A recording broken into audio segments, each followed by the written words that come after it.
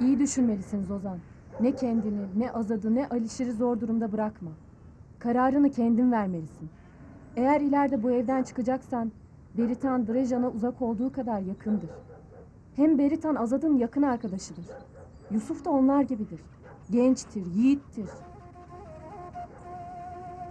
Gördün mü Eylül? Bize yol gösterecek, akıl verecek. Zeyno'dur diyordum. Ama yanılmışım. Ne çabuk benden bıktınız.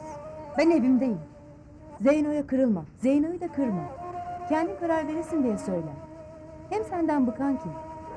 Benim bu eve gelin gelmemde bile senin payın var. İnanırım ki Azat da benim gibi düşünür. Bu istemeler, bu dedikodular Azat'ı üzer. Bedon'un da Hacı Ali'nin de kemiklerini sızlatır. Benim evimin erkeği oğlum Arafat'tır. Bu böyle biline.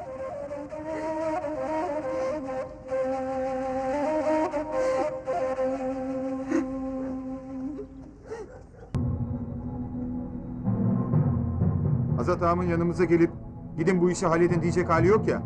Ne de olsa Beritan en yakın arkadaşı, dava omuzdaşıdır. Bunu bizim akıl etmemizi ve gereken kişinin haddini bizim bildirmemizi bekler. Bu da bizim Azat ağaya olan borcumuzdur. Doğru söylersin İbrahim. Bu iş bize düşer.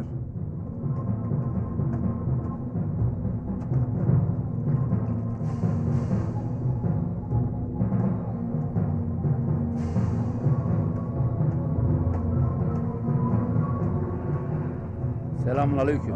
Aleykümselam. Hayırdır gecenin bu saat? Hiç öyle konuşuyorduk. İnşallah hayırdır.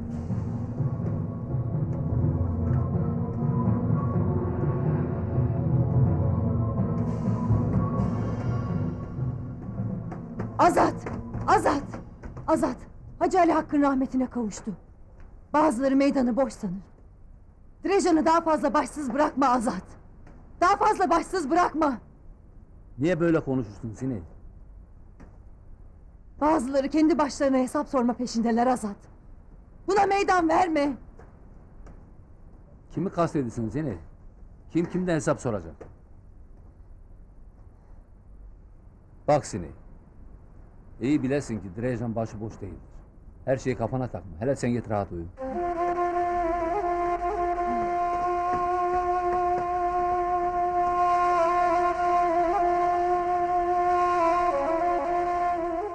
Zozan!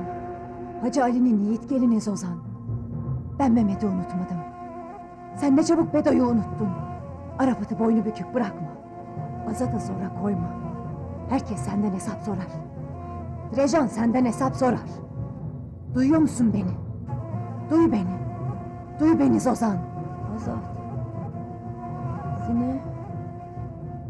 Zine, sen burada mısın? Zine. Zine. Zine.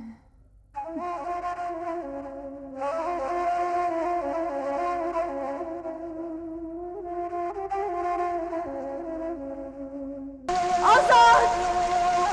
Azat! Töre seni bekliyor! Azat! Azat töre seni bekliyor! Azat onu yalnız koma! Töreye kıyma Azat! Azat!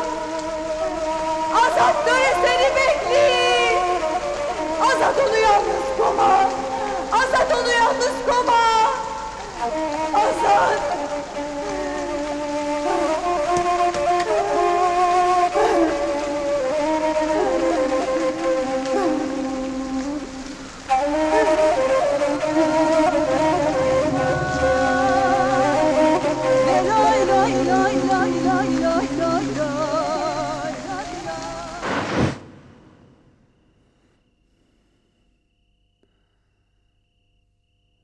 Azat!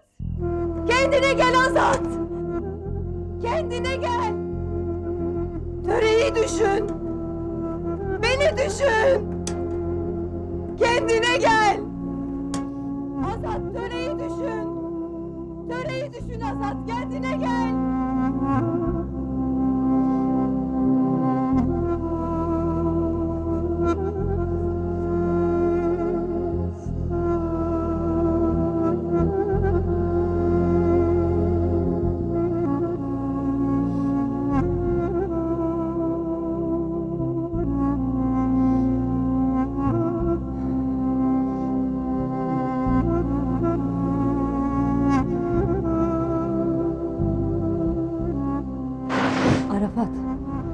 ne vereceğim.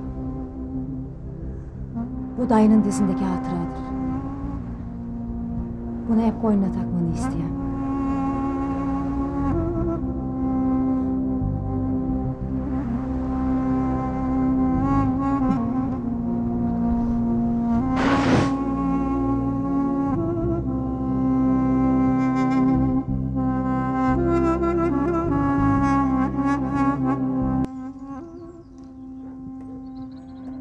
Hele gelip oturasın benim bacım. Otur otur.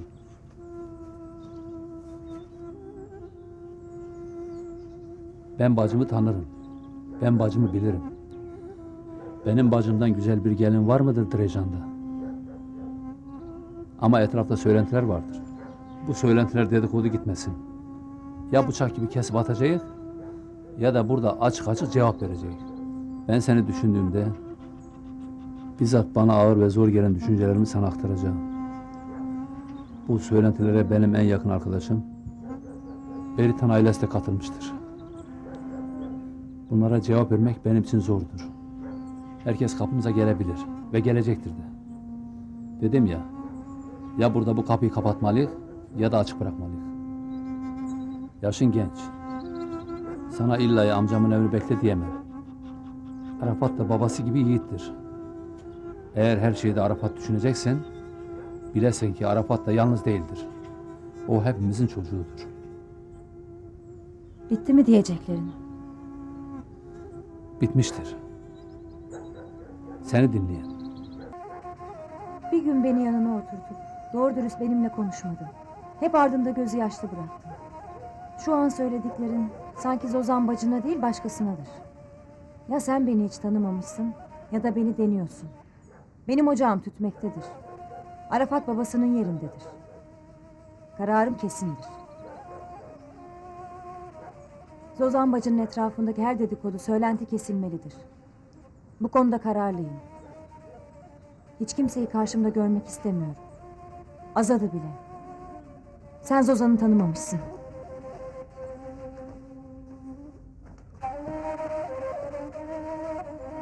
Benim yiğit bacım. Ben bacımı tanımaz mıyım?